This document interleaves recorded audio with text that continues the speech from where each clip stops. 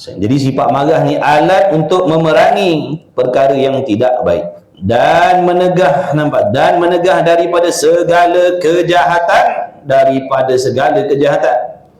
maknanya sifat marah ni merupakan alat untuk kita menegah, mencegah kejahatan ataupun kemaksiatan. Anak kita tak semayang, wajib kita marah. Bini kita tak semayang, wajib kita marah. Bini kita gaul bebas, wajib kita marah. Bini kita pakai tak senonoh, wajib kita marah. Bukan diam. Bukan diam, wajib marah. Sebab tu kena faham tak, bila laki kita marah, kita buat benda tak betul tu, marah pada tempat lah tu. Marah pada tempat lah tu. Dan menyuruh dengan mengerjakan kebajikan. Jadi dengan adanya sifat marah tu, seseorang itu akan menyuruh ataupun memerintahkan supaya melakukan sesuatu kebajikan. Itu peranan sifat marah yang Allah jadikan dalam tubuh badan kita. Dan adalah marah itu seperti anjing perburuan, dan hanya saja dikendaki dengan memecahkannya itu, mengajarnya hingga mengikut ia marah akan akal dan akan syarak. Jadi tugasan kita sekarang, kita banyak kerja. Ini di antara kerja kita. Saya pedulikan dosa maksiat orang dah. Kita punya diri ni masih tak terurus lagi. Jangan hebohkan dosa maksiat orang. Diri kita ni tak baik-baik lagi, nafsu kita tak baik-baik lagi, sifat marah kita tak terdidik lagi. Jadi banyak lagi urusan kita yang kita nak kena bersungguh-sungguh perbaiki sebelum datangnya kematian kita. Iaitu ni sifat marah ni.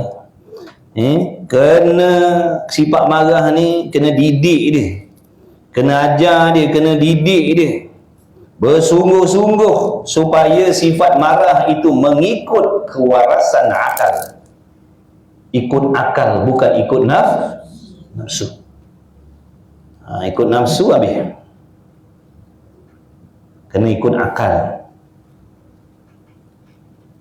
Kecuali dia tak berakal.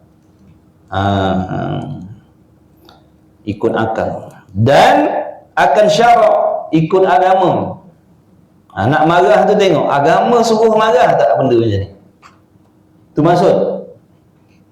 Allah suruh marah tak benda macam ni? Allah suruh marah, kena marah. Allah suruh marah tak benda macam ni? Allah tak suruh marah, maka jangan marah. Kalau ikut nafsu tak peduli. Sama ada benda tu kadang-kadang ikut syarak ke, langgar syarak ke, tak kena dengan nafsu kita, marah semata-mata. Tu kata macam anjing gila. Anjing gila ni habis semua digigit. Dia tak peduli siapa.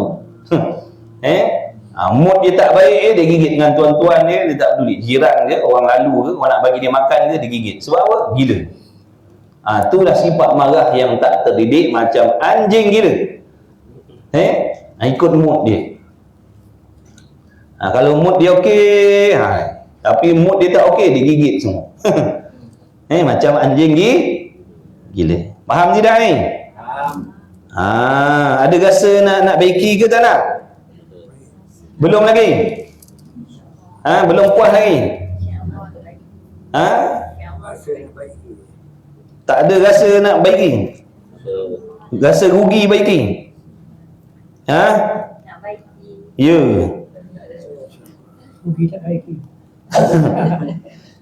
Ni tajuk ni kita dah belajar 2 minggu lepas ni.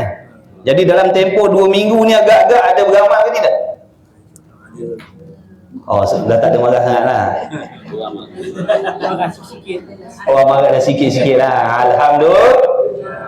Ada yang diam, dia kata aku belum lagi.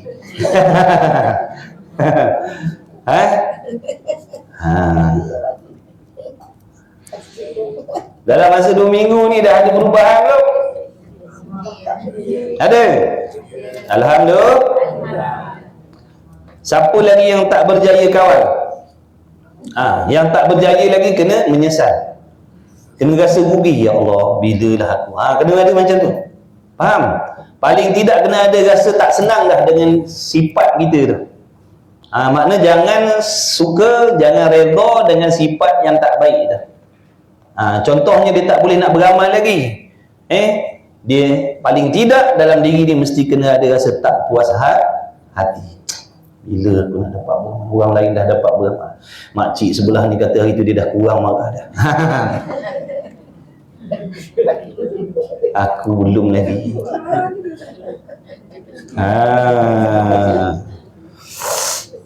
Oh, ni tajuk sedap ni. Ni tajuk memang sedap tajuk.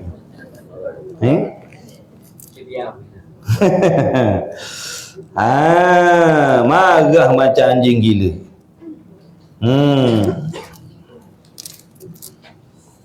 Tak elok. Jadi kena didik sifat marah tu supaya ikut kewarasan akal dan ikut syarak, ikut agama, supaya kemarahan kita itu mendatangkan kebajikan. Kalau kita marah ikut syarak, kemarahan kita tu jadi ibadat. Kalau kemarahan kita tak nak ikut syarak, kemarahan kita tu jadi maksiat. Bini kita nak tutup aurat, kita marah, jadi maksiat, marah kat situ. Nampak tak? Bini dia nak mengaji, bini dia nak berubah, bini dia nak berhijrah, laki marah dia. Laki dia marah, bini dia nak berhijrah. Dulu bini dia tak peduli dengan pakaian, tak peduli dengan mengaji, tiba-tiba duduk tengah main TikTok, tengok pula wall tu pakai. Jadi asbab dia terfikir nak berubah lah. Bahaya ni kalau terus hidup macam ni. Makan tak habis nanti kena bakar hidup-hidup. Oh tak. Nak berubah dah. Jadi asbab nak berubah. Allah nak jadikan dia berubah asbab. Duk terjumpa kita punya life. Tiba-tiba laki dia tak bagi. Laki tak suka. Aku tak nak kau mengaji. Kau block akaun budak tu. Kau jangan mengaji lagi. Tu marah tak kena tempat.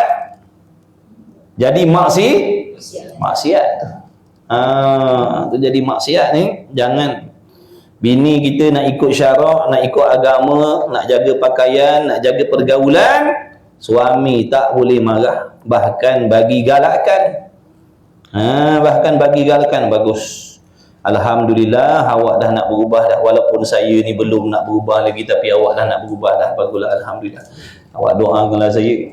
Macam tu sepatutnya dah, paling tidak. Ini marah pula bini nak berubah. Tu suami tak cerdik nama dia. Patut seronok lah Allah nak bagi kamu isteri yang solehah. Ibu bapa bila anak-anak nak berubah, nak tutup aurat, patut ibu bapa seronok. Sebab Allah nak bagi kamu anak yang solehah. Ini marah pula anak nak pakai tudung, marah. Tu ibu bapa tak erti agama. Ada jenis mak bapak tak faham agama. Anak-anak nak berubah. Anak-anak nak berubah, dia tak suka. Dia seronok tengok anaknya dia hidup macam orang putih. Dan adalah marah itu seperti anjing perburuan, dan hanya saja dikendaki dengan memecahkan itu, mengajarnya hingga mengikut ia marah akan akal dan syarak, maka bergerak-gerak ia marah dengan sebab petunjuk daripada akal dan syarak, dan diam ia marah dengan sebab petunjuk daripada keduanya. Jadi sehingga kita punya sifat marah tu dia akan ikut akal dan syarak. Ikut syarak, ikut akal. Makna akal kata benda ni tak sepatutnya. Tak sepatutnya buat benda macam ni. Syarak kata maknanya kena marah benda macam tu. Dia akan ikut akal dan syarak. Kalau akal syarak kata boleh marah, dia marah. Kalau akal syarak kata tak perlu marah, tak patut marah, tak boleh nak marah, dia tak marah. Macam tu. Masalahnya sekarang kita syarak ni kita tak tahu. Masalahnya sekarang syarak tu kita tak tahu. Kita tak tahu mana yang halal, mana yang haram. Ni masalah kita. Kita tak tahu. Dari segi agama benda ni betul ke salah kita tak tahu. Itu masalahnya pula. Sebab tadi marah ni nak kena ikut syarak. Masalahnya sekarang syarak pun kita tak tahu. Hukum hakam Allah tu kita tak tahu. Sebab kita tak pernah nak mendengar. Tak pernah nak mengaji, tak pernah nak mendengar. Jadi kita tak tahulah hukum syarak tu macam mana. Apa yang halal, apa yang haram. Dan diam ia dengan sebab petunjuk keduanya, dan tiada menyalahi akan keduanya, seperti menurut oleh anjing perburuan akan perintah tuannya. Sehingga sifat marah kita tu jadi macam anjing mu'allamah. Jadi macam anjing sarkas tu, mudah kita nak faham. Panjat, dia panjat. Lompat, dia lompat. Berguling, dia berguling. Joget anjing tu. Punyalah dengar kata tuan dia. Nampak tak? Tu anjing mu'allamah nama dia. Anjing yang terdidik. Tapi kalau anjing dia, anjing gila, kau suruhlah dia berjoget, dia kekah kita punya kepala. Anjing gila, jangan buat pasal. Dia serang, ikut dia nak serang, dia serang, dia tak peduli. Mak bapak dia pun diserang, laki dia pun ditengking-tengking tu. Marah macam anjing gila. Jaga boleh. Laki marah macam anjing gila. Sepak terkajang anak bini. Sepak terkajang anak bini. Maki hamun anak bini. Tu marah macam anjing gila. Sebab tu marah ni kena didik. Didik dia dengan akal, dengan syarak. Kalau tak didik dengan akal, dengan syarak, ikut akal syarak, dia jadi anjing gila. Baik. Dan yang demikian itu mungkin, mana demikian itu? Mendidik marah tadi, sehingga boleh jadi seperti anjing mu'allamah tadi. Mungkin maknanya tidak mustahil. Tidak mustahil. Sifat marah dia marah setara mana pun, dia bengis setara mana pun. Tapi kalau dia bersungguh-sungguh, tidak mustahil pada mengajarnya. Makna tak mustahil. Dia boleh kontrol kemarahan. Cuma nak dengan tak nak. Kalau tak nak ni tak payah sembang lah. Kalau dia dah memang tak nak ubah marah dia, tak payah sembang lah dengan dia. Tapi kalau dia dalam hati ada nak, insya-Allah. Tapi kalau dalam hati memang tak nak berubah, ceritalah macam mana. Dia buat masuk telinga kanan, keluar telinga kiri. Dia buat tak peduli. Sebab apa? Dia tak nak. Dia tak nak. Sebab tu Allah takkan tolong orang yang tak nak. Allah akan bantu orang yang nak. Orang tu kalau nak didik hatinya jadi hati yang baik, Allah akan tolong dia. Tapi kalau Allah tahu dalam hatinya memang tak nak memiliki hati yang baik, Allah tak akan tolong dia. Sia-sia dia tolong. Dalam hati dia, anak gue macam ni berbuah hati, Allah tak tolong dia. Tapi kalau dalam hati dia nak, ya Allah, aku nak berubah jadi orang baik, aku nak berubah jadi orang yang lambat marah, aku nak berubah jadi orang yang marah kena pada tempatnya, insya-Allah Allah akan tolong. Walladzina jahadu fina lanahdiyannahum subulana. Siapa yang bersungguh-sungguh kepada aku, kata Allah, siapa bersungguh-sungguh nak taat kepada Allah, nak ikut perintah Allah, Allah akan tolong. Lanahdiyannahum, sesungguhnya kami akan tunjukkan jalan-jalan.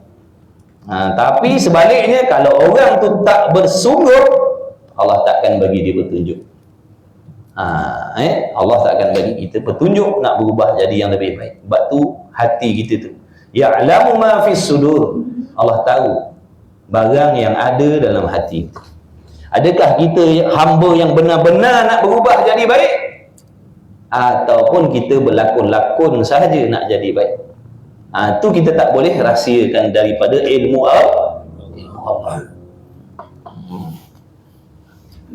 So Allah Ta'ala kata, macam mana nak bagi kau pertolongan, kau pun tak mau? Macam mana nak bagi kau pertolongan dalam hati kau pun tak mau jadi baik, dalam hati kau memang tak nak berubah? Macam mana nak bagi pertolongan? Dia nak tolong orang yang nak, orang yang tak nak dia tak tolong. Jadi tak boleh nak salahkan Allah. Tak boleh nak salahkan Allah, sebab kita yang tak mau nak jadi baik. Tapi kalau sungguh nak jadi baik, Allah akan tolong. Tu je. Kita nak jadi baik ni jangan tunggu orang lain berubah jadi baik. Dia kena musabaqah, berlumba-lumba. Berlumba-lumba ni nak kena berlumba, kena berebut siapa sampai dulu, betul? Kalau berlumba tapi suruh orang lain jalan dulu tu bukan berlumba namanya. Baik tak payah berlumba.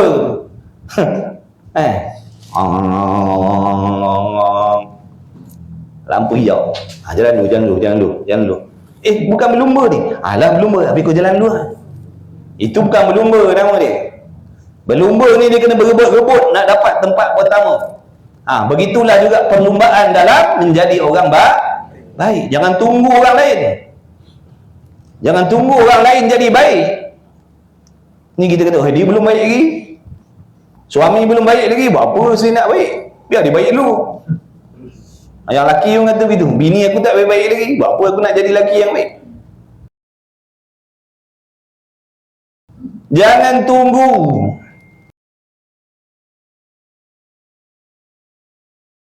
Kita dulu kena berubah jadi baik. Jangan tunggu anak-anak berubah jadi baik baru mak bapak nak jadi baik. Nak tunggu mak bapak berubah jadi baik baru anak-anak nak jadi baik. Jangan tunggu bini jadi baik baru kita nak jadi suami yang baik. Jangan tunggu suami jadi baik baru kita nak jadi bini yang baik. Jangan tunggu kawan-kawan lain jadi baik baru kita nak jadi baik. Dah, kita dulu. Tu nama perlumbaan, musabaqah. Musabaqah. Perlumbaan. Berlumba-lumba menjadi orang yang dekat dengan Allah, bukan berlumba-lumba jadi orang yang dibenci oleh Allah. Kadang nafsu kita ni dia jadi dengki dengan kejahatan orang. Rasa rugi tak boleh buat jahat macam mana orang lain buat jahat. Kenapa dia boleh buat macam tu, saya tak boleh? Nafsu. Kenapa kita nak berlumba dalam kejahatan? Kita tahu benda tu salah. Kita tahu benda tu tak elok. Kenapa kita nak berlumba jadi benda yang sama? Betul tidak? Betul ke tidak? Dia boleh tengging-tengging mak bapak dia, kenapa saya tak boleh? Kenapa abang boleh buat macam tu dengan ayah, kenapa saya tak boleh? Macam tu ke? Na'udzubillah. Dia tengok orang lain boleh buat benda jahat, dia jadi cemburu, tak boleh nak buat. Na'udzubillah. Mana kita letak akal kita? Macam mana? Akal kita ni dah rosak. Penimbang dia dah lari dah. Biul. Akal ni gunanya untuk apa? Menimbang. Penimbang. Akal ni penimbang.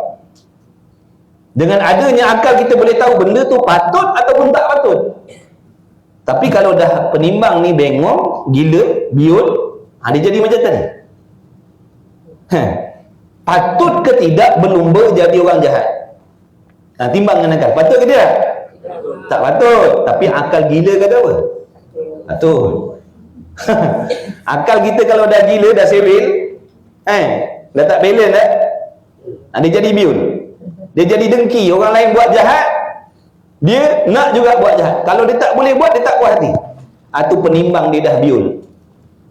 Akalnya dah dirosakkan oleh nafsu dia. Sebab tu akal kita ni kena jaga dengan ilmu. Kalau akal kita tak dijaga, dipantau dengan syarak, maka nafsulah yang akan kontrol akal kita. Maka akal kita tak akan ubah seperti akal orang kafir. Tu perbezaan akal orang kafir dengan akal orang Islam. Akal orang Islam dijaga oleh syarak, akal orang kafir dijaga oleh nafsu. Faham ke tidak ni? Jadi inilah di antara sebab kenapa kita diwajibkan belajar agama, supaya akal kita itu dijaga oleh syarak. Tiga ni jangan salah cakap. Tapi tak boleh tunjuk, nanti kena violation. Sungguh ni, lawak-lawak agak tu. Tapi sungguh Jangan. Bila kita tengok orang lain buat jahat, doakan dia jadi baik. Baru kita orang baik. Kalau kita tengok orang lain buat jahat, buat benda menyalahi syariat, kita jadi cemburu, tak boleh nak buat juga benda jahat. Itu sama kita 2 kali 5. Kenapa dia boleh tengking-tengking ayah, saya tak boleh? Itu 2 kali 5. Na'udzubillah. Jadi itulah tujuan kita belajar agama ni, supaya akal kita tu terjaga, supaya menjadi akal yang cemerlang, akal yang baik, akal yang bernilai, akal yang berharga. Tapi kalau kita biarkan tanpa ilmu, akal kita jadi hina, akal kita jadi tidak berharga, kerana akalnya sama seperti akal orang yang tak beriman dengan Allah. Wal'iyadzubillah min dzalik. Tengok ada perubahan ke tidak? Kalau dulu jenis marah tepuk-tepuk meja, sekarang digosok meja. Digosok. Dulu hempas pintu, pintu peti sejuk, pintu kereta, pintu bilik. Bila dia dah belajar ni, ada perubahan. Alhamdulillah. Kalau dulu jalan hentak kaki, hentak kaki. Bila dia dah belajar ni, dia letak kakinya baik-baik. Dia letak kakinya baik. Tu dah ada perubahan ada. Alhamdulillah. Tapi setan tak puas hati. Setan akan hasut supaya kembali ke asal. Setan dia tak akan puas hati dengan perubahan kita. Nampak tak? Dia akan hasut supaya kembali balik kepada sifat marah seperti anjing gila tadi. Sebab dia tak suka kita jadi hamba yang baik. Baik, itu yang pertama, ingat tu, kena pecahkan kemarahan tadi tu. Bila timbul kemarahan, yang pertama sekali yang tidak dilakukan oleh kita, mana? Kawal kemarahan tadi tu. Supaya akal kita ataupun sifat marah kita tu dijaga, dikontrol oleh syarak dan akal. Itu nombor 1. Tapi kalau kita tak nak ikut, jangan haraplah kita nak berubah. Ni ulama' dah bagi tahu dah ni. Ulama' dah bagi tahu dah ni. Kalau kita tak nak dengar lagi nasihat ulama', nak dengar nasihat siapa? Dengan nasihat kita, kawan yang sama waktu dengan kita. Alim ulama' lah. Mereka bidang dia, ibadat ni. Kita bukan bidang kita.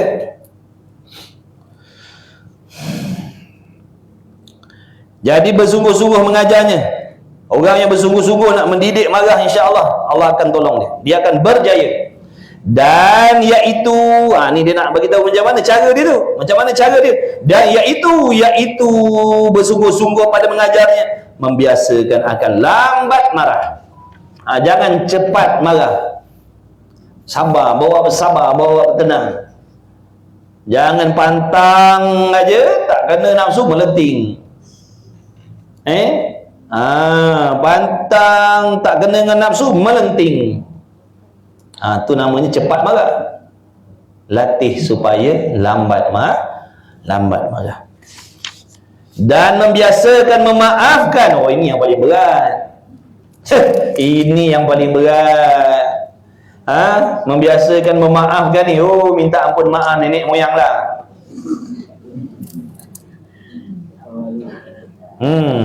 Anak cucu tumpang lalu, minta maaf lah, nak memaafkan ni. Sebab hati kita ni dendam. Hati kita dendam. Kita rasa rugi kalau tak berdendam. Padahal kalau kita menjadi orang yang pemaaf, kitalah yang sangat dikasihi oleh Allah. Nabi SAW sangat-sangat seronok tengok umatnya yang pemaaf. Tapi kita tak nak disukai oleh Allah, kita tak nak disukai oleh Rasulullah sallallahu alaihi wasallam. Sebab tu kita tak nak ambil sifat tu. Kalau kita betul-betul nak mencari kesukaan Allah, kesukaan Rasulullah, kita akan ketepikan keinginan nafsu kita. Asalkan kita mendapat redha Allah. Tak apalah, pedih pun pedihlah. Asalkan Allah dan Rasul kasih kepada aku. Betul? Betul ke tidak? Tapi kita terbalik. biarlah Allah benci aku pun, asalkan aku puas hati. Apa yang kita dapat? Cuba fikir, guna akal kita jap. Jom kita timbang-timbang jap, guna akal kita ni. Kau penimbang kita dah rosak ke apa? Kita berdendam, apa yang kita dapat? Hati sakit. Dah. Kita nak tenang hati ke nak susah hati? Kita nak tenang hati, tapi kita buat benda yang menyusahkan hati kita. Sebab itu selagi kita tak memaafkan orang, selagi itu hati kita takkan tenang. Tapi nak tenang, nak hati yang tenang, tapi perbuatan kita, nampak tak? Dah sampai bila? Hati kita takkan tenang sampai bila? Selagi ada orang yang kita tak maafkan, selagi itu hati kita takkan tenang. Percayalah, orang yang memilih sikap pemaaf, hatinya akan tenang. Tak ada urusanlah dengan orang. Tak ada urusanlah dengan orang. Memaafkan bukan bermaksud kena bertemu. Memaafkan bukan bermaksud kena berjumpa dah. Kita maafkan dia dah. Kau buat hal kau, aku buat hal aku dah. Nampak tak? Kau buat hal kau, aku buat hal aku. Aku tak nak ambil tahu pasal kau, dan kau pun tak payah nak ambil tahu pasal aku. Tapi aku dah maafkan. Aku tak nak berdendam. Macam tu. Ini dah, hoi minta maaf, ampun maaf nenek moyang tumpang lalu. Jadi pakir miskin. Dia berasa kalau memaafkan jadi pakir miskin. Jadi hina atas dunia. Kalau jadi pemaaf jadi bodoh. Sebenarnya kita diperbodohkan oleh nafsu dan syaitan. Dia kata jangan maafkan. Bodoh kalau kau maafkan. Katanya setan. Katanya nafsu, kalau kau maafkan memang kau bodoh lah. Tu yang kita tak sanggup, tu kena bodoh dengan setan. Woi, tak boleh. Tak apa. Nampak tak tu? Tepuk tanganlah setan. Makna dalam diri kita ada penyakit yang dibenci oleh Allah, iaitu dendam. Nabi ada dendam tak? Dah. Kalau nak selamat, ikutlah akhlak Nabi sallallahu alaihi wasallam. Dia buat salah, itu urusan dia dengan Allah. Yang penting kita jadi pemaaf. Aku serahkan urusannya kepada Engkau ya Allah. Aku maafkan dia. Aku serahkan urusan dia dengan Kau ya Allah. Kau lah yang sebaik-baik yang memberi balasan. Tapi aku, antara aku dengan dia, aku maafkan dah. Ni dah nak tunggu sampai kena kapan? Membiasakan memaafkan serta kedatangan bermacam-macam sebab bagi marah. Jadi usaha supaya lambat marah dan memaafkan. Orang yang tak memaafkan ni, dia berasa diri dia macam malaikat. Orang yang tak suka maafkan orang ni, dia perasan dia macam malaikat, tak buat dosa, tak buat silap, tak buat salah. Dia yakin di masa-masa akan datang dia tak akan jatuh dalam dosa dan maksiat yang jauh lebih berat daripada itu lagi. Siapa yang yakin? Siapa boleh jamin di masa-masa akan datang dia tak akan terjatuh dalam maksiat yang besar? Siapa boleh jamin? Siapa boleh bagi jaminan? Nampak tak? Kita tak tahu lagi akan datang tu apa ujian Allah. Hari ni orang buat macam tu dengan kita, tapi tak mustahil akan datang kita buat benda yang lebih jahat daripada itu lagi, ataupun buat benda yang sama. Betul? Tak mustahil kan? Benda mungkin kan, kita dah ngaji tauhid. Benda yang tak mustahil berlaku. Ketaatan kita ni pinjaman saja. Allah boleh tarik ke ketaatan kita ni, taufik buat ibadat. Cuba fikir dengan akal kita, betul ke salah? Kalau tak kita, anak bini kita, anak kita, tak mustahil anak-anak kita akan buat benda yang sama kepada orang lain. Betul? Mustahil ke? Tak mustahil. Tu taat ke maksiat ke, tu Allah nak uji kita, tengok sombong ke tidak kita.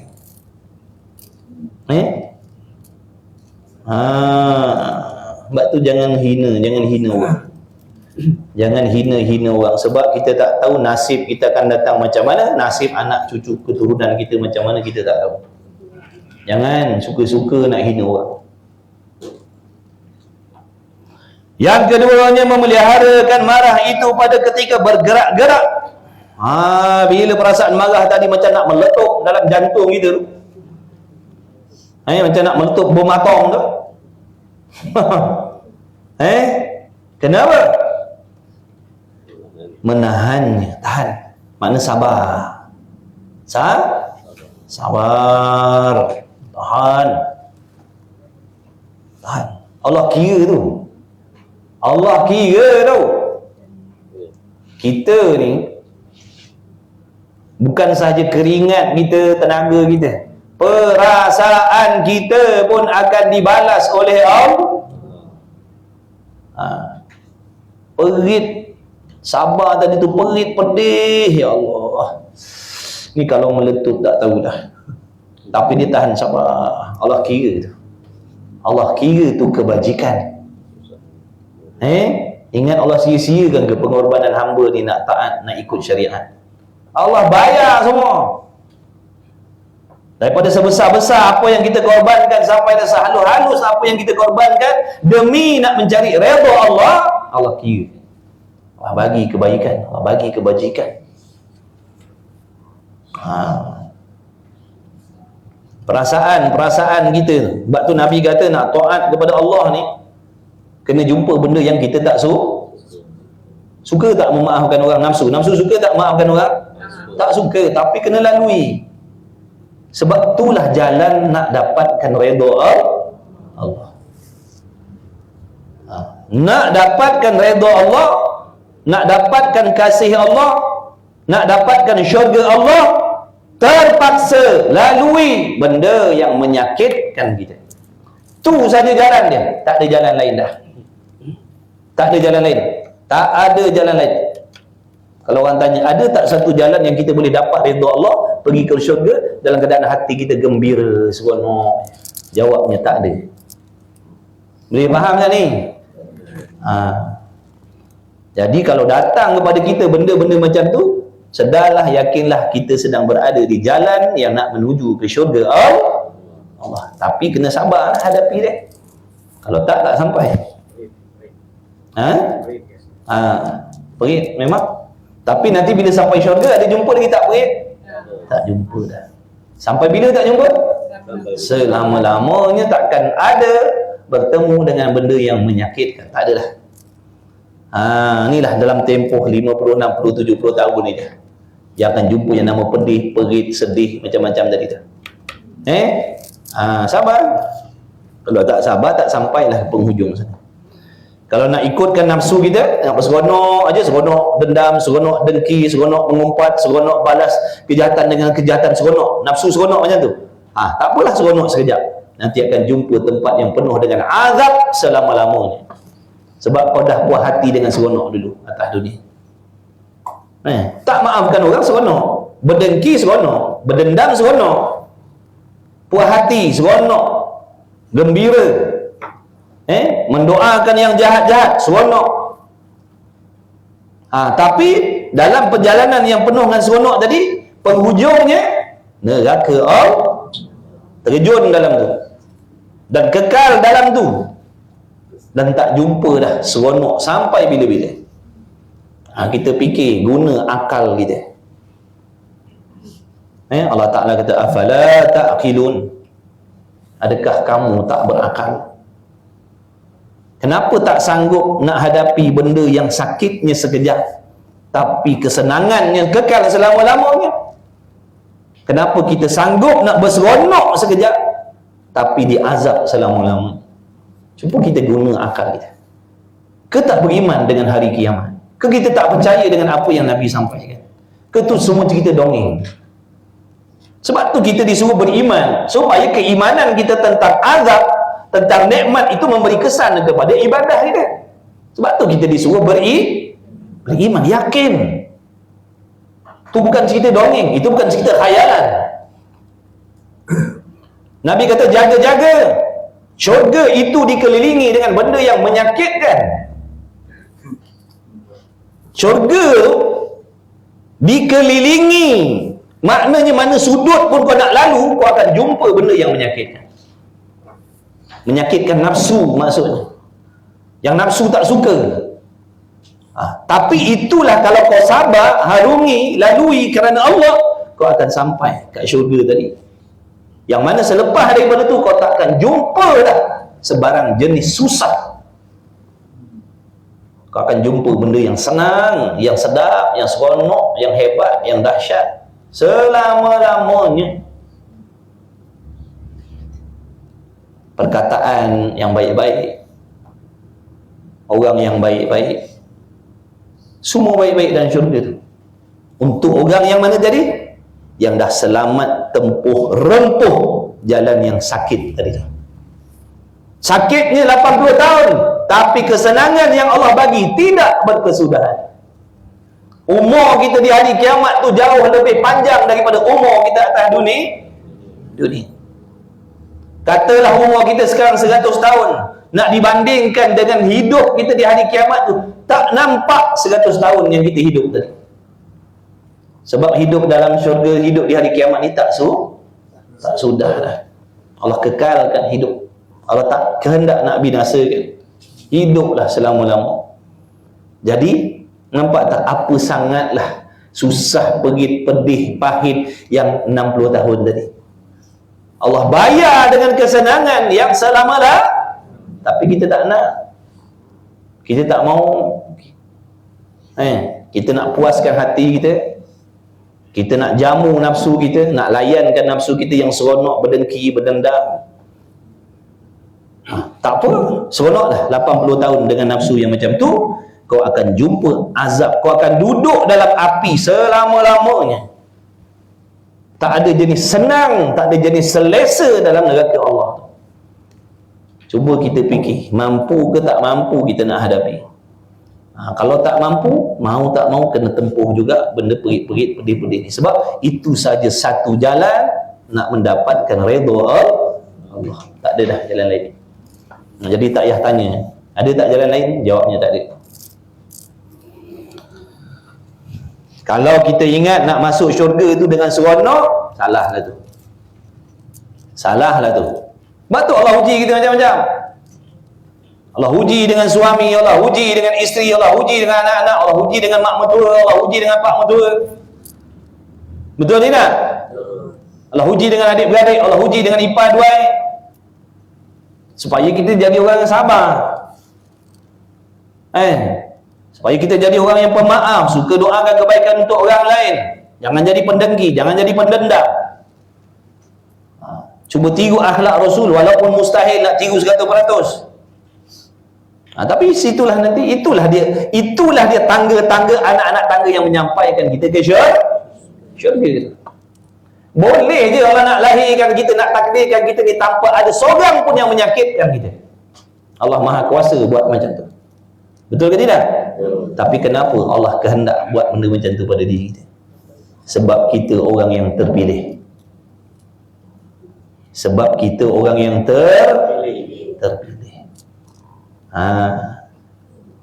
Lainlah kita tak rasa bertuah dipilih oleh Allah. Lainlah kita tak rasa bertuah dipilih oleh Allah. Rasa bertuah sebab perjalanan yang kita lalui ni adalah perjalanan yang dilalui oleh orang soleh-soleh. Sedar tak apa yang kita minta dalam semayang? Ihdinas siratal mustaqim. Bimbinglah kami ya Allah jalan yang lurus. Apa jalan lurus ni? Inilah dia. Jalan agama. Taat kepada Allah. Zahir dan batin. Bimbinglah kami ya Allah ke jalan yang lurus seperti mana kau bimbing para Nabi, kau bimbing para Rasul, kau bimbing orang-orang soleh. Bimbing aku jalan tu juga. Aku nak lalu situ juga. Maka Allah kabulkan. Allah kabulkan. Macam mana? Cuba tengok. Tak pernah dengar ke sirah ataupun sejarah ataupun cerita tentang Nabi Rasul, orang-orang soleh dulu? Perjalanan dia seronok ke? Ada yang mati dibunuh, ada yang mati diseksa. Oh, tengok sahabat, anak bini bunuh depan mata. Digebus hidup-hidup depan mata. Orang hina, orang caci, orang maki. Itulah di perjalanan orang dah kita tahu tak apa yang kita minta dalam sembahyang ni? Yang kita minta ihdinas siratal mustaqim, bimbinglah kami ke jalan yang lurus. Jalan apa ni? Highway. Faham ke tak faham? Dah kalau faham, kenapa kita mengeluh dengan apa yang Allah bagi? Bukankah kita minta Allah bimbing kita situ? Tapi kenapa bila Allah bagi kita berumur? Itu menunjukkan kita tak faham apa yang kita minta, ataupun kita salah faham dengan apa yang kita minta. Kita ingat jalan yang lurus ni jalan seronok, tanpa cabaran, tanpa halangan, orang suka dengan kita, orang semua ikut kehendak kita. Dah. Itulah di jalan yang kita minta, seperti mana ya Allah bimbinglah kami ke jalan lurus, seperti mana yang kau bimbing pada Nabi Rasul. Bimbinglah kami jalan tujuan. Sebab apa? Supaya macam mana para Nabi, para Rasul sampai ke syurga Allah, dapat redha Allah, kita pun nak macam tu juga. Sebab tu kita minta jalan yang sama. Ghairil maghdubi alaihim. Jangan ya Allah kau bimbing kami ni kepada jalan-jalan yang orang-orang yang kau benci. Orang kafir, orang Yahudi, orang Nasrani yang akalnya tidak ada panduan agama. Jangan jalan tu ya Allah. Jangan bimbing kami jalan tu. Kami tak nak. Jangan lorongkan kami jalan tu. Dorong kami kepada jalan pada Nabi Rasul tadi. Jangan bimbing kami ke jalan orang-orang yang kau murkai. Siapa? Orang kafir, Yahudi, orang Nasrani. Orang kafir, orang Yahudi, orang munafik ni akalnya ikut agama ke tidak? Dia ikut Jadi jangan. Kita kena sedar, inilah perjalanan yang Allah anugerahkan kepada aku. Inilah jalan yang dilalui oleh para Nabi, para Rasul. Tapi halangan, dugaan, sakit yang kita terima jauh lebih sedikit kalau nak bandingkan dengan mereka. Ada anak bini kita kena bakar hidup-hidup, rebus hidup-hidup? Tak ada. Nampak tak? Jadi kena sabar. Sebab inilah jalannya. Tak ada jalan lain dah.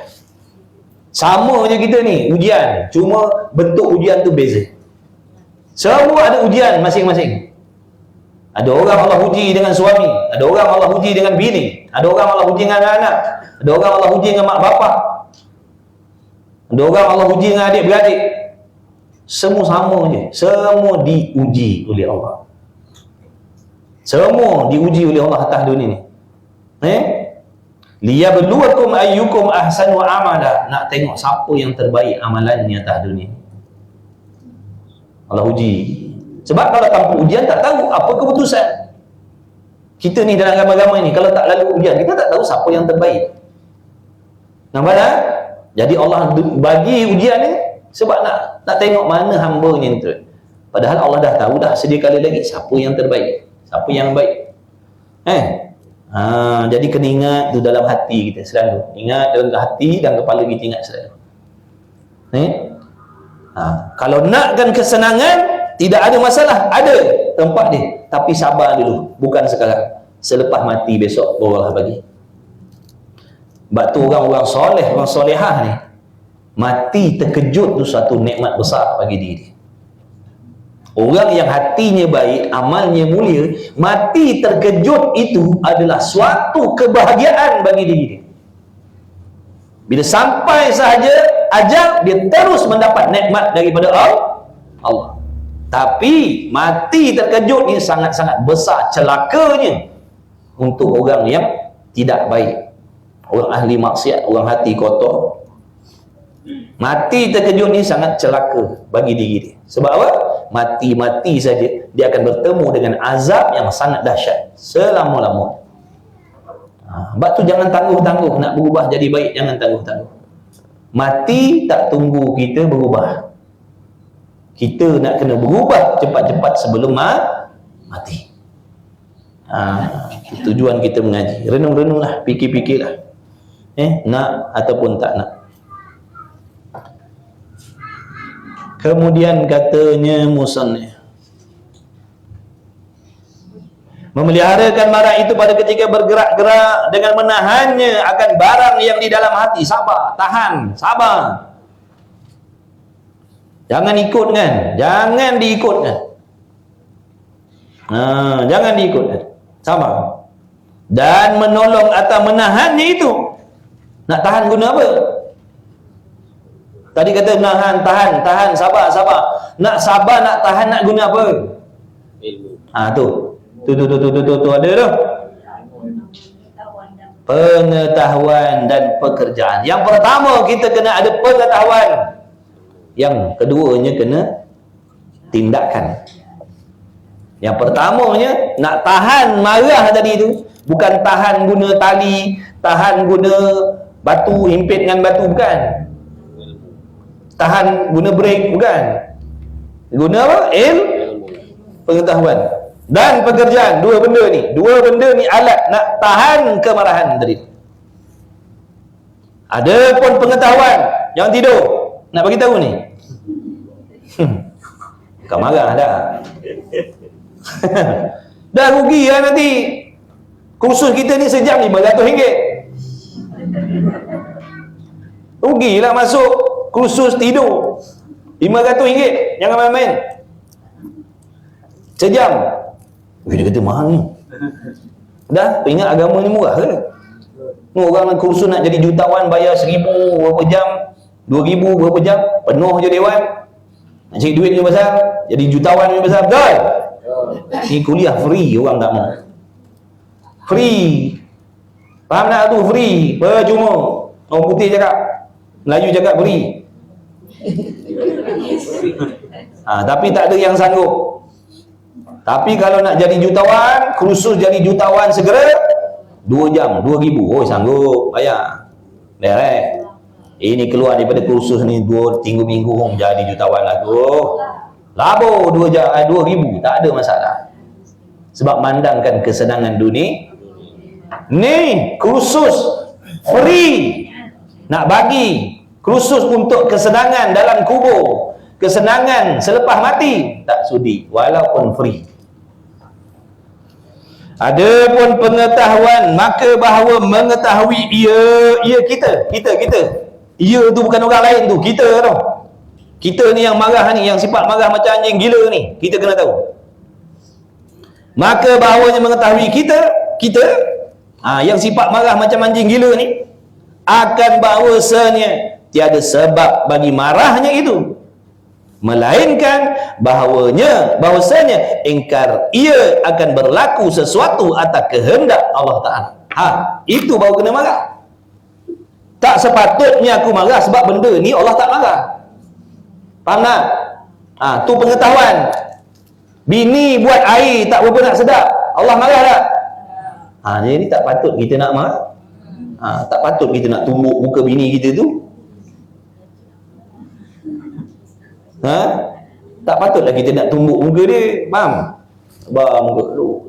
Buat apa yang kena tumbuk? Buat apa? Air kurang manis. Tu marah tak kena pada tempat lah tu. Adakah Allah murka isteri yang tak pandai masak? Tak. Masak termasin ke contohnya? Ni dah terbalik meja. Ada jenis perangai macam tu? Betul? Panah bagan, tak tentu pasal, macam anjing gila. Anak tak sembahyang dia. Anak ayah, anak ayah.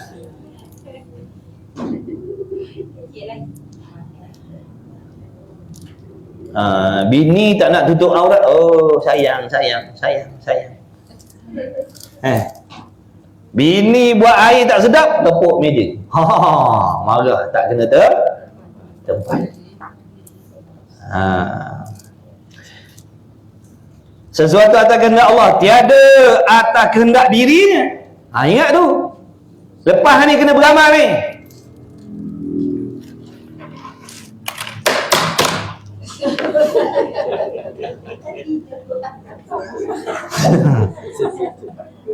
Lepas ni kena beramal.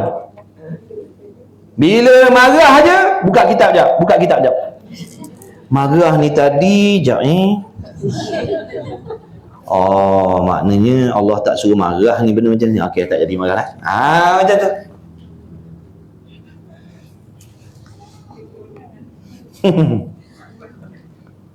Marah tak tentu pasal. Macam anjing gila.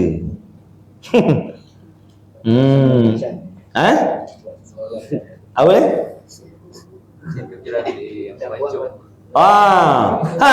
Tu masak tak isi belacan, nak pancung bini dia. Tu tak kena pada tempat lah. Kan aku dah pesan setiap kali masak kena isi belacan, kenapa kau tak isi belacan? Pancung. Tu marah tak kena pada tempat. Tu marah kerana sebab nafsu dia suka makan makanan yang ada belacan. Tiba-tiba bini dia masak tak bubuh belacan, dia punya marah sampai nak pancung leher bini dia. Faham? Tu marah kerana nafsu. Jadi tak patutnya marah situ. Tak suruh marah. Faham? Cakap elok-elok. Pergi ambil belacan kek. Tak apalah. Ini balik meja tumbuk bini, sepak terajang bini. Belacan ni pasal ni sampai nak pancung. Lepas tu sudi dia marah. Pasal ni sampai pasal makan tu sampai nak pancung-mancung ni. Ingat saja-saja ke cerita tu? Ada mesej yang nak disampaikan. Jadi kita kena tahulah. Jadi kalau benda yang berlaku tu tak kena dengan nafsu kita, bukan tak kena dengan syariat, tak perlu nak marah. Boleh faham? Kalau tak kena dengan nafsu, tak boleh marah. Tapi kalau tak kena dengan kehendak Allah, tu wajib wajib marah, kena marah. Dan ini mana? Ini marah kerana nafsu. Marah kerana tak tertunai kehendak nafsu dirinya. Sehabis-habis jahil, sehabis-habis bodoh. Bodoh. Yang paling bodoh sekali itu maksud. Sungguhlah. Itu maksud sehabis-habis jahil. Jahil cakap orang Arab. Kita sengih-sengih dengar jahil sebab kita tak tahu maksud. Ya awak ni jahil lah. Oh ya ke? Terima kasih. Awak ni bodoh. Apa aku kata? Jahil kalau pertandingan jahil, pertandingan siapa paling bodoh, ni paling bodoh sekali. Juara bodoh. Siapa tadi? Yang marah kerana nafsu. Habis-habis bodoh. Kalau pertandingan juara dunia, juara kebodohan, dia nombor 1 dalam dunia. Paling bodoh sekali. Marah kerana nafsu. Ini dalam kitab cakap, bukan saya cakap. Saya nak terangkan maksud sehabis-habis jahil tu. Makna tak ada dah jahil lebih daripada tu lagi dah. Faham tak? Kategori jahil tak ada dah yang paling sekali. Tu dah dia. Tu maksud sehabis-habis jahil. Jahil. Yang ni sehabis paling jahil sekali. Iaitu orang yang marah kerana tidak tertunai keinginan nafsu. Fikir sendiri ya. Bukan saya yang cakap ni, dalam kitab cakap. Kesalah Tok Guru ni. Apa Tok Guru ni? Tuan Guru Haji Abdul Qadir ni bin Abdul Muttalib ni. Ke dia tak tahu? Ke kita lebih tahu? Berapa banyak kitab kita dah karang?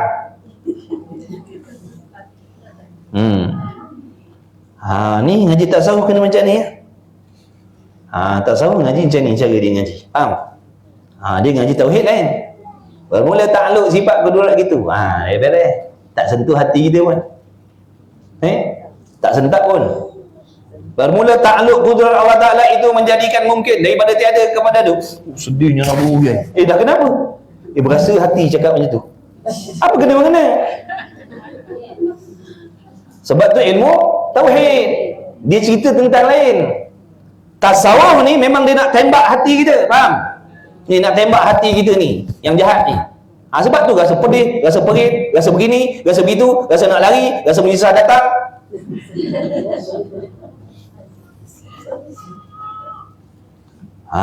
Dah. Kalau dah tak nyelok, nak lari lah. Lari ni, tak payah berubat. Duduklah dengan hati yang sakit macam tu sampai mati. Kalau tak sanggup nak duduk, nak tahan, nak dengar, memang takkan sembuh lah sampai bila-bila. Sebab tu nak berubat ni kena telan ubat pahit tak sanggup nak telan ubat pahit-pahit taknya sembuh. Kalau nak sembuh kena sabar, telan pahit pun telan lah. Minggu depan datang lagi. Minggu depan datang lagi, tak apalah. Nanti kan satu masa dia akan jadi berubah. Dia akan jadi tak seronok kalau tak mengaji cara macam ni. Dia tak rasa. Dia tak ada rasa seronok, dia tak ada rasa manis. Tapi memang peringkat awal memang menyerap ni. Rasa nak lempang ni yang cakap kat depan. Ni sedap dia cakap. Sedap lah dia cakap. Tapi nanti bila Allah dah baiki hati dia jadi seronok. Kalau jenis kuliah-kuliah yang tak ada sentuh bab-bab tu, dia tak puas mengaji. Sebab hati dia dah baik. Tapi tu kena proses dulu lah. Hati dia tadi yang busuk, yang kotor tu nak sedang baiki. Memang sakit dah waktu tu. Tapi bila dah sembuh sihat besok, dia jadi kemanisan, dia jadi seronok. Dia jadi kepuasan. Bila duduk macam tu, dia jadi maknanya suatu ilmu, suatu program majlis ilmu yang menyedarkan dia, sentiasa mendekatkan dia dengan Allah, mengingatkan siapa diri dia dengan Allah. Tu nanti nak berubah bukannya sekejap. Dia kena proses lah. Kena sabar banyak-banyak. Sabar. Jangan sentap, jangan cepat koyak. Jangan cepat koyak. Minggu depan dah tak datang. Ustaz tu isi kata orang je.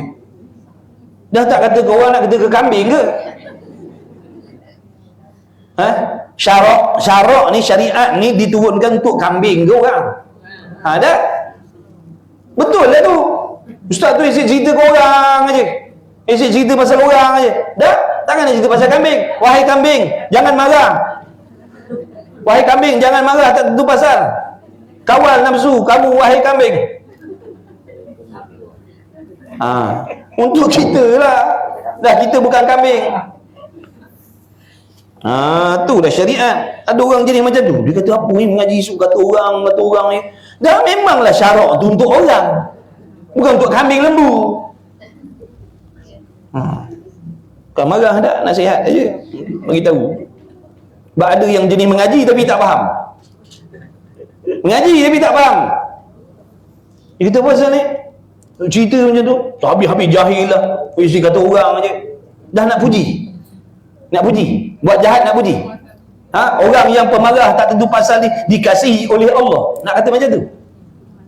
Orang yang marah kerana nafsu boleh masuk syurga tanpa hisab. Boleh cakap macam tu? Boleh? Dah. Ni lah cara dia. Mau tak mau kena tadah je lah. Sabar je lah.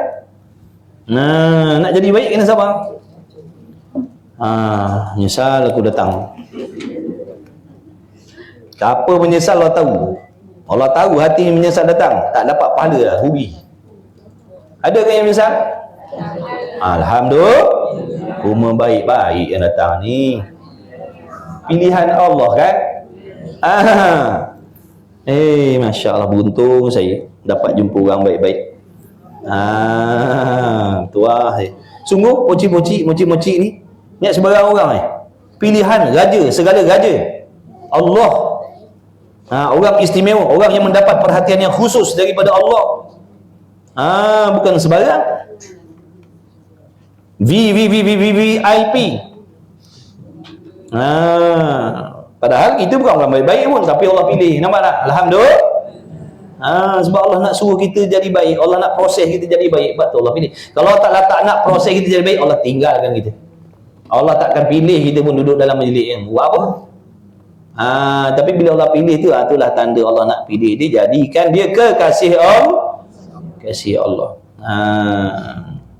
Tapi dengan syarat niat ngajinya ikhlas. Dan mana tadi? Dan lagi mengetahui ia bahawasanya marah Allah Ta'ala itu lebih besar daripada marahnya. Kita kena ingat, kita kena tahu, kita kena sedar kemarahan Allah atas diri kita yang marah tak tentu pasal ni lebih besar lagi, lebih dahsyat lagi. Tadi kan kita marah kerana nafsu. Tapi kita kena ingat, kemarahan Allah atas diri kita yang marah kerana nafsu tadi itu lagi besar lagi daripada kemarahan kita. Allah marahlah kita sebab kita marah kerana nafsu. Faham tak? Kena ingat, kemarahan Allah atas diri kita sebab kita marah kerana nafsu, buat teh tarik tak cukup buih tadi, lagi besar lagi kemarahan Allah. Dan limpah kurnia Allah Ta'ala lebih besar, beberapa kali menderhaka ia hamba akan Tuhannya. Fikir macam tu pula. Kita ni berapa kali buat benda kemarahan Allah? Berapa banyak kali dah kita buat benda yang mengundang kemurkaan, kemarahan, kebencian Allah. Yang nama dosa maksiat tu, dosa kecil, dosa besar, dosa anggota, dosa hati, tu semua membuat kemarahan Allah. Banyak tidak kita buat? Tapi Allah layan kita dengan baik. Allah tetap bagi makan, Allah tetap bagi minum, Allah tetap bagi hidup. Betul tidak? Tengok. Tapi kita baru pantang sekali tak kena dengan nafsu, wah, bukan main marah lagi kita. Kita tak tahu berapa ribu kali buat kemarahan Allah, Allah tetap maafkan kita, tetap bagi peluang lagi. Kita tak boleh sekali dua je orang buat salah dengan kita, tutup peluang dah. Macamlah kita ni hebat sangat. Perasan tak ni? Padahal yang lebih berhak nak dijaga haknya adalah Allah. Kita siapa? Yang orang tak boleh buat salah dengan kita, kita siapa? Kita macam Tuhan ke? Kena fikir macam tu. Ni ngaji tasawuf kena fikir macam tu. Yang kita nak jadi bagan sangat, panah bagan sangat tu, siapa kita? Allah tu yang kita nak kena jaga kemarahan dia, kemurkaan dia. Jadi musannif kata, cuba kita fikir berapa banyak dah kita buat benda-benda yang mengundang kemarahan Allah, tapi Allah tetap maafkan kita. Allah tetap bagi peluang pada kita supaya berubah jadi yang lebih baik. Padahal boleh je Allah nak sentap nyawa kita waktu kita derhaka dengan mak bapak tu, Allah sentap nyawa kita, boleh. Waktu kita duk derhaka pada suami tu, Allah boleh je nak sentap nyawa kita pada waktu tu. Tapi kenapa Allah tak buat begitu? Allah bagi peluang supaya berubah jadi yang lebih baik. Tak nampak ke lagi kebaikan Allah atas diri kita tu? Tak nampak ke lagi kebaikan Allah pada diri kita? Padahal boleh je Allah Ta'ala nak bisukan kita dengan sebab kita gunakan lidah kita ni cakap benda yang Allah benci. Boleh je Allah nak bisukan, tapi Allah tak buat macam tu sebab Allah tahu kalau dibuat macam tu, habislah, tutup peluang dah kita nak buat ibadat dengan lidah kita. Betul? Sebab tu Allah tak bisukan kita lagi. Ni kata tadi ada dua benda. Nak ubat marah, nak kawal marah ni tadi. Ni yang pertama, pengetahuan. Makna kita kena tahu benda ni dan kena yakin benda ni. Itu yang pertama. Hendaklah engkau ingat akan bahawanya engkau lebih wajib mengikut perintah Tuhan daripada yang engkau marah itu mengikut perintah engkau. Kita kena tahu, kita ni terlebih dahulu wajib kena utamakan taat kepada Allah daripada orang lain nak kena taat kepada kita. Faham tak?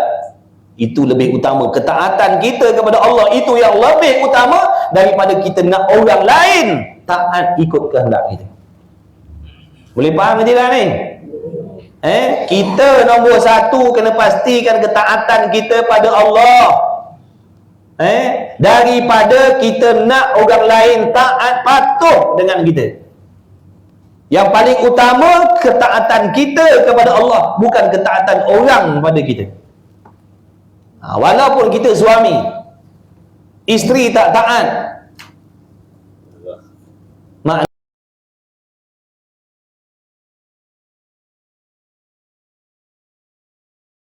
maknanya jangan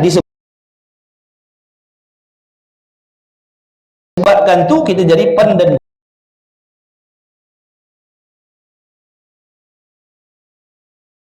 Suami yang pendendam.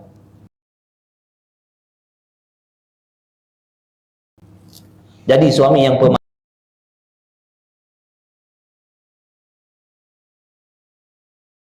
maaf. Betul tidak? Sebab ketaatan kita terhadap Allah itu nombor satu. Ketaatan makhluk pada kita itu nombor dua. Tapi kalau kita berasa kan orang lain mesti kena taat kepada kita macam kita taat pada Tuhan, itu yang berat. Tapi Allah Ta'ala tu, meskipun dia yang wajib ditaati nombor satu, tiba-tiba kita buat kemarahan dia, kebencian dia, Allah tak dia maafkan kita. Walaupun dia yang nombor satu kena taat. Tengok pemaafnya Allah Ta'ala. Maha memberi peluang, latif, maha lemah lembut. Itulah kebaikan Allah. Dan ada pun pekerjaan. Jadi pengetahuan dah ada dah tadi Ingat ni muka surat 92. Kalau nak marah baca balik kita ni. Kalau tak payah nak buka kita, ambil gambar dengan handphone itu. Cekek, ambil gambar. Cekek, ambil gambar. Nak marah aja buka muka surat ni. Daripada belakang tadi.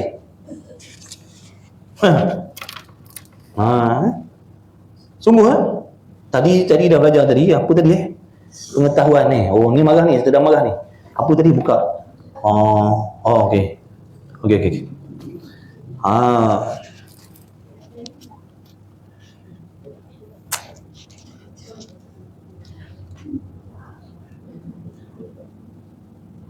Dan hendaklah engkau ingat bahawanya engkau lebih wajib mengikut perintah Tuhan daripada yang kau marah itu mengikut perintah engkau.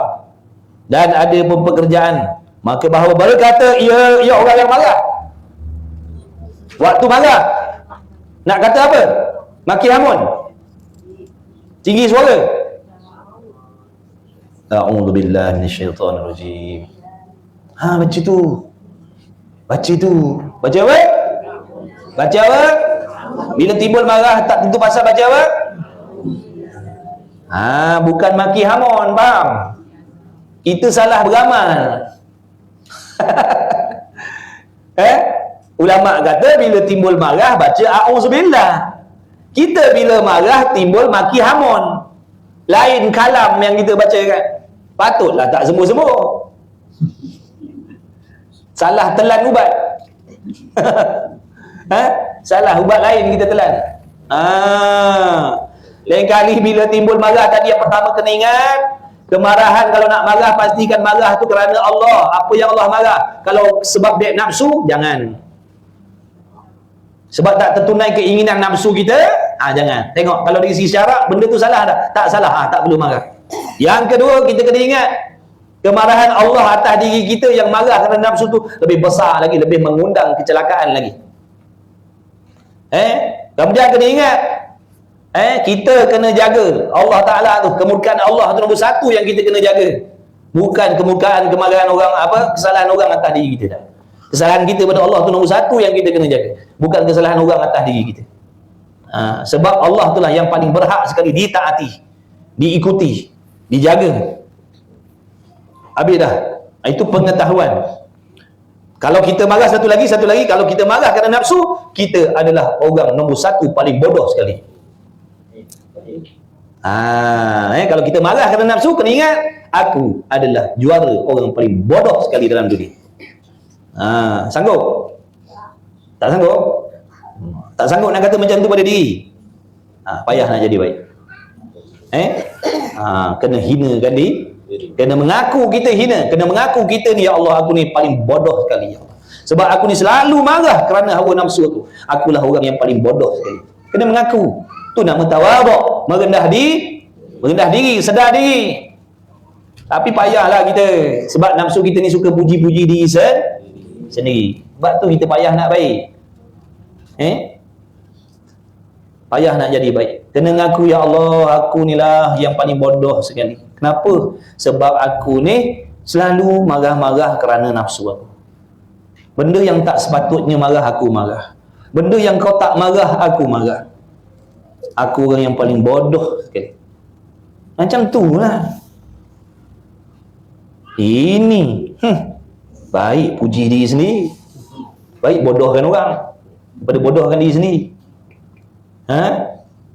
Tu bodoh tu siapa tu bodoh, bodoh. Oh, diri sendiri pandai. Padahal dalam kitab kata perangai kita itulah yang menunjukkan kita paling bodoh sekali. Oh, dia kata berat hari ni mengaji. Oh, migrain ni migrain, ya Allah. Tapi itulah ni ngaji tahu ni macam nak kasih cuci hati kita tu yang kotor. InsyaAllah kalau sabar nanti hati kita jadi sihat. Jadi sihat. Kena baca apa? A'udzubillahi minasyaitonirrajim. Kena baca tu. Baca a'udzubillah. Bukan menyumpah, mencarut, bukan. Bukan tinggi-tinggi suara.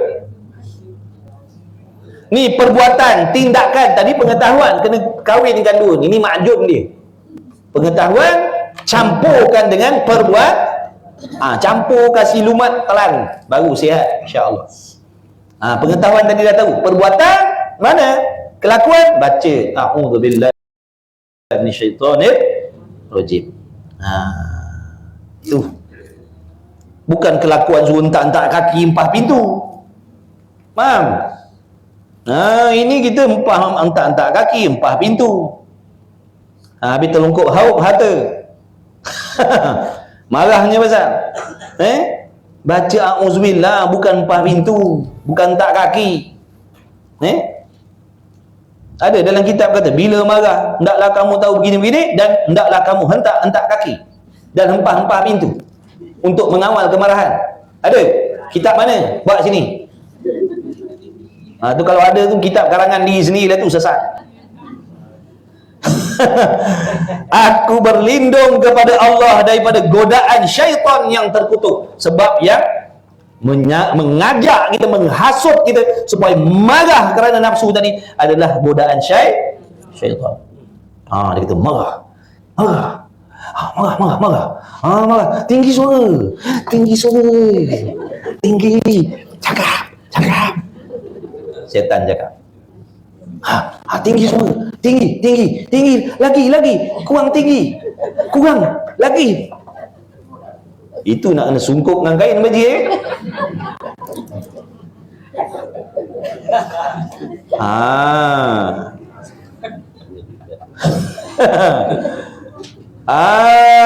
nampak tak tu? Syaitan kata, marah. Tinggi suara. Tinggi. Keluarkan perkataan yang pedas-pedas sikit. Biar dia berasa. Biar dia marah. Betul. Dalam hati. Dia nak suruh kita dapat kebinasaan. Kita ikutkan dia. Keluar cakap yang bukan-bukan. Pang kena. Telan 5 batang gigi. Tak pasal-pasal kan? Kan tak pasal-pasal tu? Nampak tak? Daripada kalau dia tahan perkataan tadi, selamat gigi dia.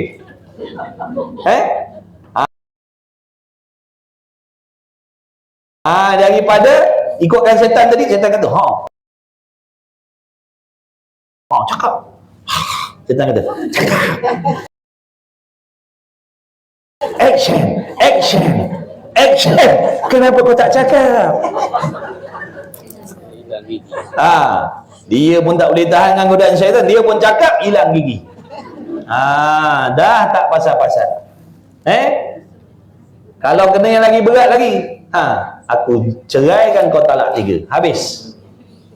Tu bahaya dah. Nampak? Jadi syaitan tepuk tangan lah. Berjaya. Nampak tak? Dalam hati bini pun dia masuk, dalam hati laki pun dia masuk. Yang tu pun dia goda supaya marah ikut nafsu, yang suami pun supaya marah ikut nafsu. Sebab tu kalau tak sabar habis. Kalau tak sabar habis lah. Tak boleh tahan dengan popeng. Habis cerita. Habis cerita. Bungkuslah kain baju kau balik. Apa tu dah menyesal. Cengarkan saya. Dah? Kau yang minta tadi. Nampak dah tu. Banyak berlaku macam tu. Dah tu menyesal. Setan tepuk tangan. Padan muka kau. Itulah dia musuh kita. Sebab tu musuh kita syaitan. Sebab tu kena kawal kemarahan tadi. Sebab kemarahan ni kalau tak dikawal akan melibatkan kebinasaan. Dia mengaji ni mudah-mudahan ada perubahan lah. Allahumma amin. Lagi marah lagi makan. Lagi marah lagi makan. Nak lagi marah lagi dapat makan, lagi bagus. Aku berlindung kepada Allah daripada godaan syaitan yang terkutuk, tu maksudnya. Dan lagi, kerana marah itu adalah kerana syaitan, asbabnya setan. Sebab tu minta berlindung dengan Allah, minta berlindung daripada kejahatan syaitan. Maka jika tiada berhenti marahnya dengan ini perkataan, dah baca dah a'udzubillahi minasyaitonirrajim, serta hatinya minta, bukan lidah je. Baca a'udzubillahi minasyaitonirrajim, dalam hati minta, ya Allah, selamatkanlah aku daripada gangguan godaan syaitan yang nak suruh aku marah tak tentu pasal ni. Tiba-tiba dah baca a'udzubillahi minasyaitonirrajim, baca kul a'udzu birabbin nas. Taknya geda-geda juga. Nak buat macam mana pula? Maka jika tiada berhenti, ni kaedah ni. Dalam kitab semua ada dah. Ni dah tahu dah ni. Jangan tak beramal pula. Jangan buat-buat lupa pula. Balik ni cuba try tengok. Balik ni cakap dengan lagi, awak cuba buat sesuatu benda biar saya ni marah sekejap. Saya ni berasa macam nak beramal lah. Ataupun cakap dengan bini kita, awak buat satu benda biar saya nak marah, saya nak belajar lah. Nak tengok. Kalau saya sabar gang, selamat lah. Kalau tak sabar gang, hilang gigi awak. Tapi cubalah. Nak beramal, nak tengok. Kerana marah itu syaitan, maka jika tiada berhenti marahnya dengan ini perkataan, maka hendaklah ia duduk jika ia berdiri. Kalau waktu timbul kemarahan tu tadi dia sedang berdiri, bawa duduk. Bawa duduk. Sampai tadi dia baca auzubillahi minasyaitonirrajim. Tapi rasa macam meledak lagi. Berasap lagi. Baca auzubillahi minasyaitonir, selawat dan sebagainya. Ya Allah, dengan berkah selawat ni, selamatkanlah aku ya Allah daripada godaan syaitan. Bawa duduk. Bukan daripada berdiri berlari. Faham? Bawa duduk. Dan hendaklah ia baring jika ia duduk. Kalau tengah dia duduk tu tengah duduk tadi tu, tengok nak timbul kemarahan, bawa awak baring. Dia tengok handphone dia, tengok ni ada benda yang menjadikan dia marah kerana nafsu. Bawa duduk. Auzubillahi minasyaitonirrajim. Bawa duduk. Kalau waktu tu dia tengah main-main handphone tu, terbaca ke, tertengok ke, benda-benda yang menimbulkan kemarahannya kena nafsu, bawa baring. Tarik selimut sekali. Tarik selimut. Tarik toto. Ambil wuduk. Sekejap. Kalau timbul kemarahan tu waktu dia berdiri, bawa duduk. Kalau dan jika dan hendaklah ia berbaring jika ia duduk. Kalau waktu timbul kemarahan tu dia sedang duduk, timbul kemarahan, bawa duduk. Dan jika tiada dia marahnya dengan duduk ataupun berbaring itu, maka hendaklah ia mengambil air semayang.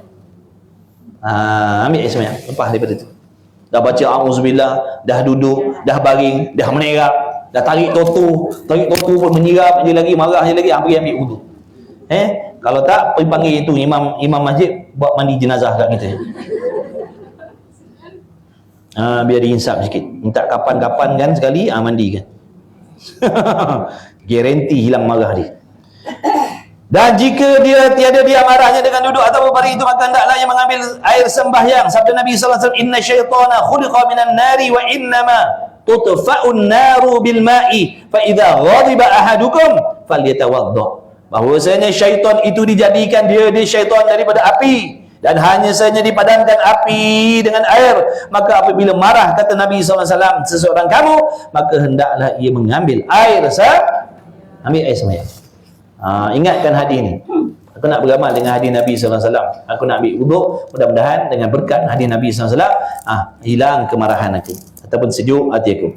Dan sabda Rasulullah SAW, ala innal ghadaba humratun fil qalbi bani Adam, ala tarawna ila humrati ainaihi wa intifakhi awdajih, faman wajada min dhalika syai'an falyadrib khaddahu bil ard. Jaga-jaga, Nabi kata jaga-jaga, ingat-ingat, hati-hati. Marah itu kata Nabi seperti bara api di dalam jantung anak Adam. Terbakar je, kita kata bakar darah je. Bakar darah je. Adakah tiada melihat kamu pada merah dua matanya? Adakah kau tak perasan kalau orang tu marah mata dia jadi merah? Berapi mata dia. Dan bengkak urat leher dia. Urat sarafnya jadi bengkak sebab apa? Jantung jadi laju.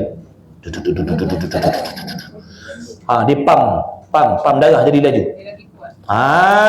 Nampak tak? Jadi timbul urat saraf semua timbul. Kau siap kau.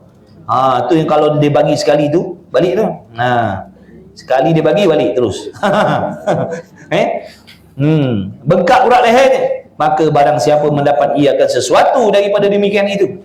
Nabi kata, bila kau timbul marah, kau dapat salah satu daripada keadaan tadi, mata kau jadi merah, urat saraf kau jadi tegang, maka hendaklah memukul ia akan pipinya dengan bumi.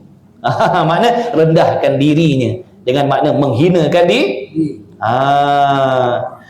Ini menunjukkan kepada menetapkan semulia-mulia anggota daripada sehina-hina tempat, supaya pecah oleh takaburnya, yang ia takabur sebab yang besar pada marah itu. Sebab kita sombong.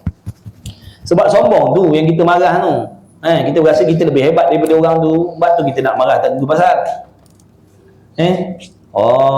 Mentang-mentanglah kita suami. Contoh marah tak tentu pasal. Tak nak memuahkan sebab kita suami. Tak boleh. Tak boleh. Kena buang takabur. Dan supaya mengetahui ia akan bawanya dirinya hamba yang hina, kita kena sedar yang kita ni hina. Kita ni pun ada buat salah, kita ni pun ada buat silap, kita ni pun ada buat dosa. Bukan kita ni macam malaikat.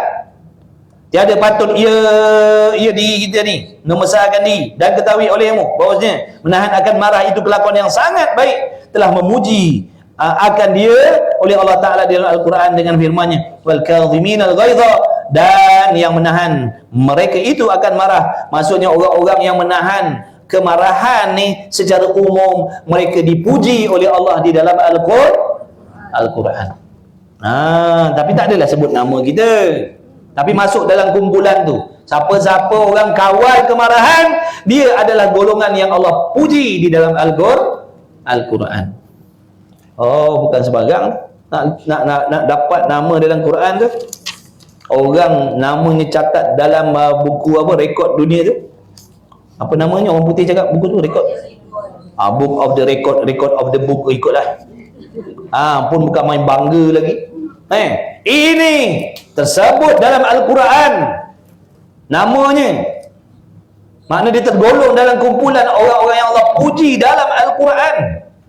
Semulia-mulia kitab. Iaitu mana? Orang yang kawal kemarahan. Mereka adalah orang yang Allah puji dalam Quran. Subhanallah. Dan sabda Rasulullah sallallahu alaihi wasallam, man kadhuma ghaidan walau syaa ayyum diyahu amdahu mala Allahu qalbahu yaumal qiyamati amnan wa imanan. Barang siapa menahan ia akan marah, mana tahan marah tak tentu pasal tadi tu.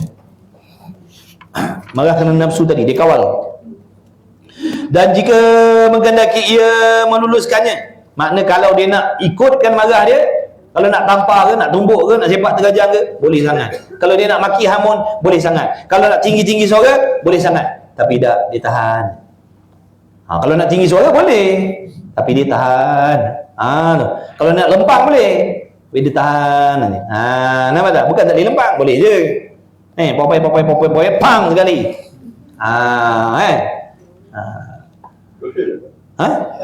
Dosa dah. Kena pada tempat dah tu. Sebab kalau melampau, kena gitu pengajaran.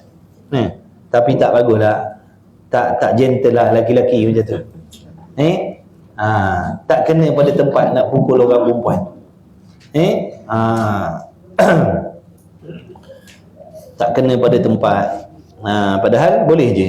Tapi tak kena pada tempat. Tu dah masuk dalam memudaratkan diri dia. Tak boleh. Tak boleh. Nabi marah ada tak Nabi sampai pukul? Tapi dalam Islam boleh pukul. Ni guna selempang. Kotan dia dengan selempang. Jangan buat macam ni. Jangan tinggi-tinggi suara macam tu. Sekuk dengan kain.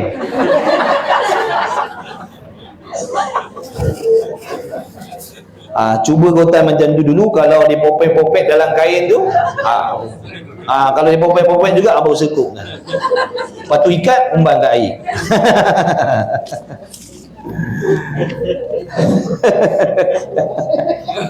Masya Allah.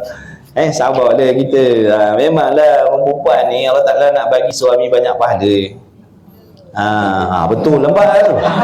Dia seronok dengan sikap dia tu. Kalau saya tak macam ni, macam mana awak nak dapat pahala banyak? Dia jawab macam tu lah. Fikir balik, ya juga dia pandai menjawab. Kalau buat menjawab memang dia pandai. Kalau pertandingan berlawan cakap ni, tak payah harap lah kita orang lelaki nak menang. Dia juara dunia. Juara dunia. Pertandingan bercakap,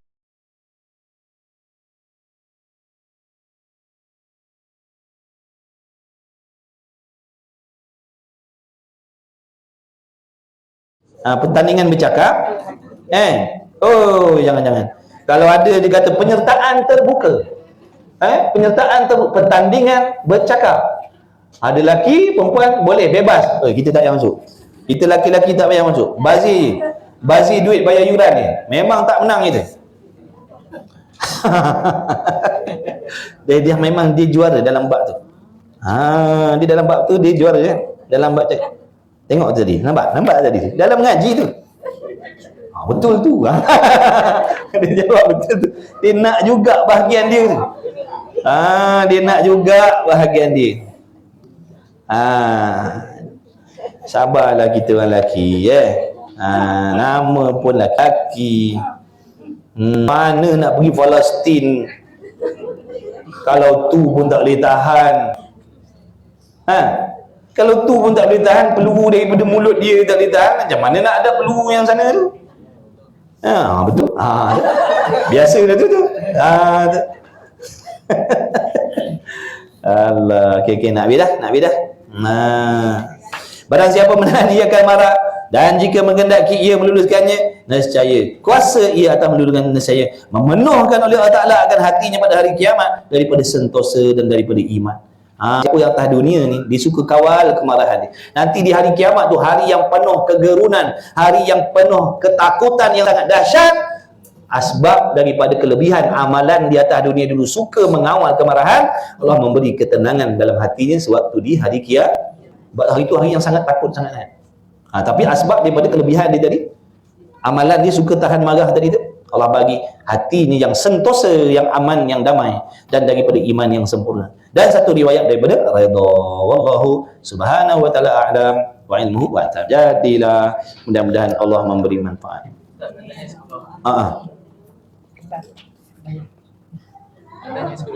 Sebab isu tu yang Ashabul Kahfi, macam apa nama Ustaz? Ashabul Kahfi tu, cerita tu, dia tengok yang dimaksudkan dengan perkataan Kristian tu, Kristian yang mana satu? Kalau dikatakan Ashabul Kahfi itu adalah Kristian seperti mana Kristian yang ada sekarang, salah lah. Faham tak? Tak apa, kalau Kristian yang dimaksudkan tu adalah orang Yahudi Nasrani yang dulu-dulu, yang beriman dengan kitab-kitab Allah, itu tak apa. Tu kena tanya yang cakap tu. Kena tanya yang cakap tu, yang awak maksudkan Kristian ni, Kristian yang mana? Ashabul Kahfi ni pegangan Nasrani yang mana satu? Yang dulu ke ataupun yang sekarang? Kalau yang sekarang salah. Faham tak tu? Sebab ada ulama-ulama dulu mengatakan, dipanggil apa maknanya, mereka itu menganuti agama Nasrani. Tapi ada juga yang mengatakan Kristian. Tapi Kristian itu kemudian baru datang istilah tu kan. Sebab tu kena tanya. Tapi ada ulama yang mengatakan demikian. Kalau yang dicakap tu Kristian dengan mana Kristian yang menolak Quran, tak percaya Rasul, yang katakan Musa tu Tuhan, itu tak boleh dah. Salah lah. Jadi kita tak boleh nak hukum sebarang. Cuma macam yang Ustaz Azhaidu tu cakap betul lah. Dia cakap tu umum, dia cerita undang-undang. Maknanya kalau yang dimaksudkan tu Kristian yang tidak yang sekarang ni yang dah berpegang dengan kitab yang dah karut ni, salah lah. Tapi kalau yang dimaksudkan Kristian yang dulu yang beriman dengan kitab-kitab tertentu, ahli kitab, betul lah. Sebab tu tanya yang bercakap. Tanya yang bercakap. Tanya apa maksud dia. Wallahu a'lam. Ada soalan. Kamu dalam awal ni Ustaz baca doa Wahabi wa ilman wa hikmah. Tujuan dia Wahabi wa ilman wa hikmah pada Wal hikmah. Doa mana? Doa penutup ke doa apa? Mula-mula doa masuk belajar tadi. Kullah musahadah ada persengangan dengan kulli. Macam bila baca kullah, bila baca kulli. Kullah musahadah. Musahadah Wahab lana ya wahab wa ilma wa hikmah wa li rizqi ya razzaq kullana musahidan. Kullana musahidan.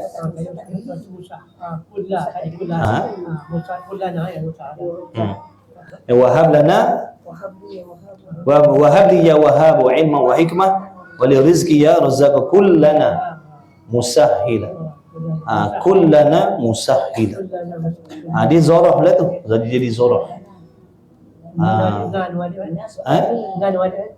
Nun alif. Kullana musahila. Tu kalam syair tu. Dia kalam syair tu. Dia kalau kalam syair ni dia punya nahwu dia ada lain sikit. Dia tak ikut dengan kalam yang nasab. Dia kalau kalam nahwu ni dia punya baris-baris dia tu kadang-kadang tempat dia baris dia matikan. Sebab dia nak bagi timbangan dia tu sama bunyi. Tu ada ilat-ilat. Dan yang kedua dalam kata-kata Imam Ghazali. Dapat ujung bahawa himar pangkat macam mana? Pangkat dia tadi. Orang yang tu. Nak bahasa Arab dia. Idza istaghdaba ataupun idza istaghdaba. Asal perkataannya ghadaba atau istaf'ala. Idza istaghdaba falam yaghdab fahuwa himar. Fahuwa himar. Idza istaghdaba fi madhi.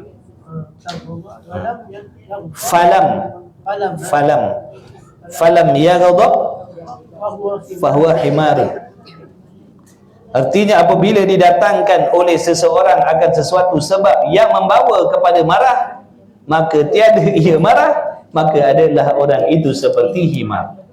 Yakni seperti kaldai. Wallahu a'lam. Dah baca doa belum?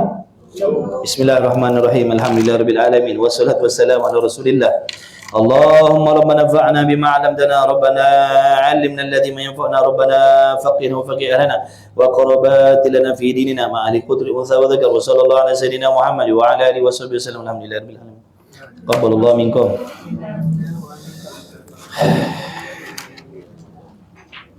Alhamdulillah. Pukul 1 ada kelas pukul 1 ada kelas. Pukul 1 ada kelas kitab penawar.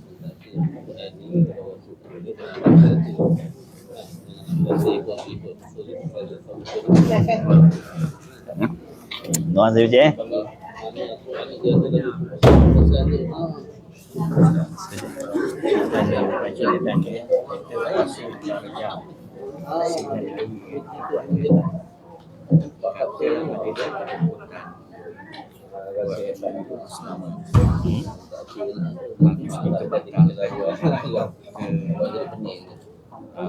teruskan.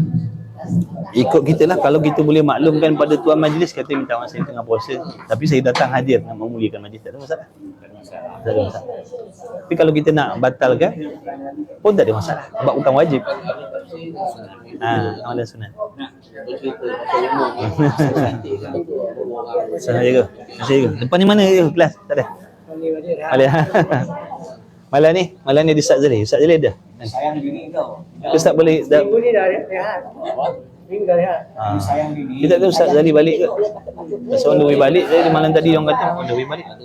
Minggu depan akan. InsyaAllah dipermudahkan. Oh, ambil ini sendiri biasa.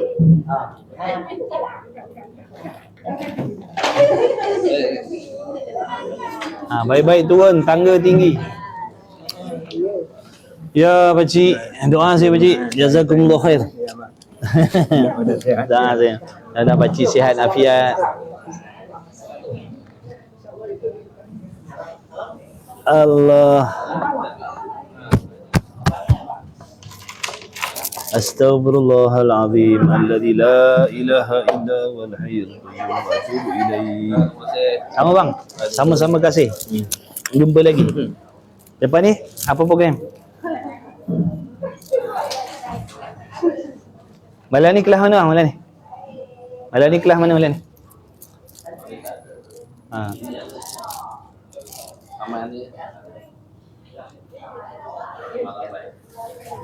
Ya.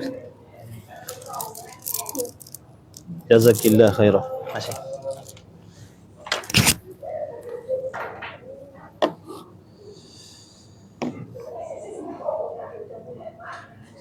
Ya Rabbi bil Mustafa balligh maqasidana waghfir lana ma madha ya wasi'al karami. Ya.